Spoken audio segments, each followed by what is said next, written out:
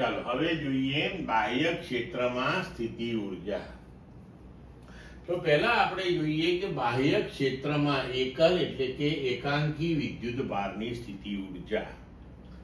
તો અહીંયા બાહ્ય વિદ્યુત ક્ષેત્ર જે છે એ કોઈ બીજા સ્ત્રોત થકી આપણને મળેલું છે, રાઈટ. હવે એની અંદર જો આપણે કોઈ વિદ્યુત ભારને મૂકીએ તો અનંત અંતરેથી તે વિદ્યુત ભારને આપેલા વિદ્યુત ક્ષેત્રમાં તે બિંદુએ લઈ આવવા માટે કરવું પડતું કુલ કાર્ય કેટલું?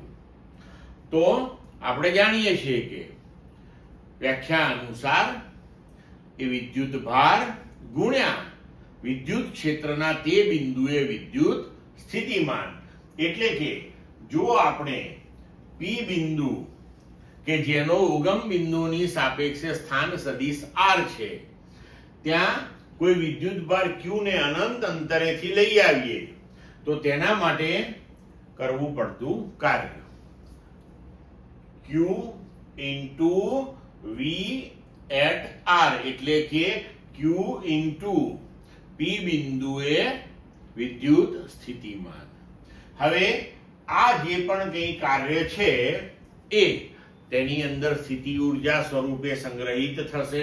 તો આપણે લખી શકીએ કે બાહ્ય ક્ષેત્રમાં ઉગમ બિંદુની સાપેક્ષે સ્થાન સદિશ r ધરાવતા બિંદુએ q વિદ્યુત ભારની સ્થિતિ ઊર્જા q into v at r થશે. હવે જો આપણે બાહ્ય ક્ષેત્રની અંદર બે વિદ્યુત ભારોનું તંત્ર વિચારીએ તો શું થશે? એની કુલ સ્થિતિ ઊર્જા કેટલી થશે? તો આપણે અહીંયા શું કરવું પડશે કે પહેલા આપણે Q1 વિદ્યુત ભારને અનંત અંતરેથી એક બિંદુએ લઈ આવીએ, તેના માટેનું કુલ કાર્ય ગણીએ. પછી બીજા વિદ્યુત ભાર Q2 ને અનંત અંતરેથી બીજા કોઈ બિંદુએ લઈ આવીએ, તેના માટેનું કાર્ય ગણીએ.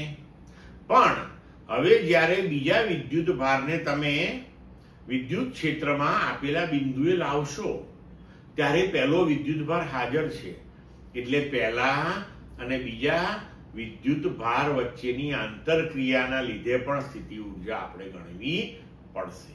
બરોબર? તો જુઓ હવે શું થશે.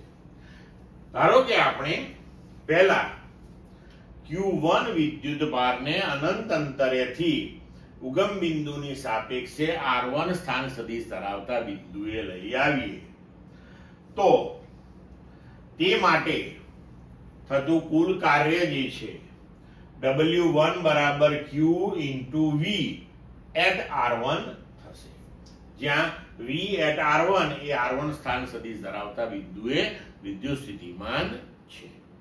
હવે આપણે Q2 વિદ્યુત ભારને ઉગમ બિંદુની સાપેક્ષે R2 સ્થાન સદિશ ધરાવતા બિંદુએ લઈ આવીએ તો તે માટે થતું કાર્ય. તો પહેલા આપણે એ લખીએ કે વિદ્યુત ભાર ગુણ્યા R2 સ્થાન સદિશ ધરાવતા બિંદુએ વિદ્યુત ક્ષેત્રનું સ્થિતિમાન. તો ધારો કે એ V at R2 છે તો W2 બરાબર Q into V at R2. પણ જ્યારે Q2 ને અહીં લાવીએ છીએ ત્યારે Q1 હાજર છે એટલે Q1 નું સ્થિતિમાન પણ ત્યાં લેવું પડશે આપણે. તો હવે Q1 ના ક્ષેત્રની વિરુદ્ધમાં Q2 પર કરેલું કાર્ય W3 લઈએ તો એ થશે 1/4πε0 Q1 Q2 upon R12, જ્યાં R12 એ Q1 અને Q2 વચ્ચેનું અંતર છે.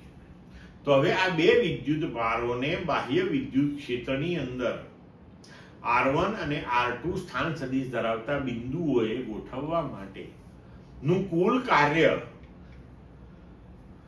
કેટલું થશે? તો કે Q1 into V at R1 plus Q2 into V at R2 plus Q1 Q2 upon 4πε0 R12. અને આ જે કુલ કાર્ય થયું એ તંત્રમાં સ્થિતિ ઊર્જા સ્વરૂપે સંગ્રહિત થશે. તો હવે આપણે કહી શકીએ કે બાહ્ય વિદ્યુત ક્ષેત્રની અંદર બે વિદ્યુત ભારોના તંત્રની કુલ સ્થિતિ ઉર્જા Q1 into V at R1 plus Q2 into V at R2 plus Q1 Q2 upon 4 pi epsilon 0 R12 થશે. હવે અહીંયા આપણે ઇલેક્ટ્રોન વોલ્ટ એક ઉર્જાનો એકમ વાપરીએ છીએ, તેની આપણે વ્યાખ્યા જોઈ લઈએ.